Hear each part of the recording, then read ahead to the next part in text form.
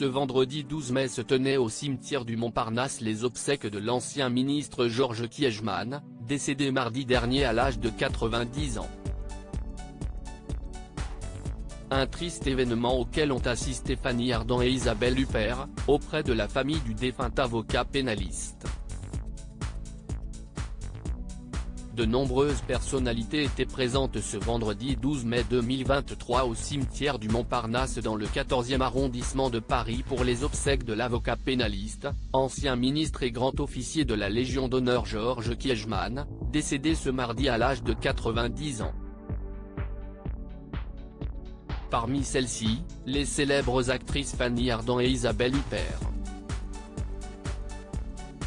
Cette dernière a notamment été photographiée en train de prononcer un discours en la mémoire de l'ancien acolyte de François Mitterrand. Elles étaient entourées de sa famille, notamment de sa femme Laure de Breuil et de ses filles Pauline et Camille, qui ont fondu en larmes au moment de prendre la parole. Une séquence très émouvante, alors que d'autres grandes stars avaient également fait le déplacement pour assister à ses obsèques comme Roman Polanski, Jack Lang, Bernard Kouchner, Éric Dupond-Moretti, Daniel Thompson ou encore Jean Benguigui et Jérôme Sédou. Sans oublier Inès de la Fressange, accompagnée de son compagnon Denis Oliven. Pour rappel, et comme l'a rappelé l'AFP, Georges Kiegemann a été pendant plus d'un demi-siècle une brillante figure du barreau associée à de retentissantes affaires.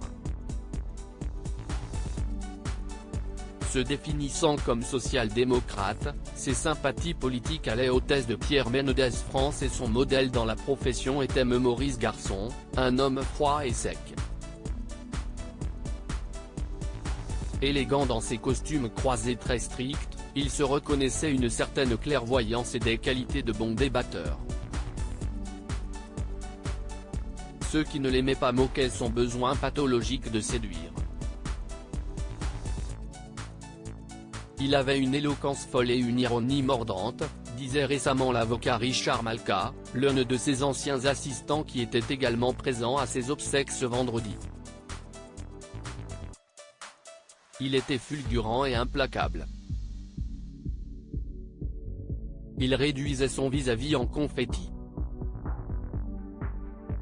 Au-delà de son aisance oratoire, il était bosseur et perfectionniste, avait-il également déclaré après sa mort mardi. Marié en troisième noces à la journaliste Laure de Breuil, avec qui il a 3 enfants, ce séducteur a notamment vécu avec Françoise Giroud, de 15 ans son aînée et a été l'époux de l'actrice Marie-France Pizier.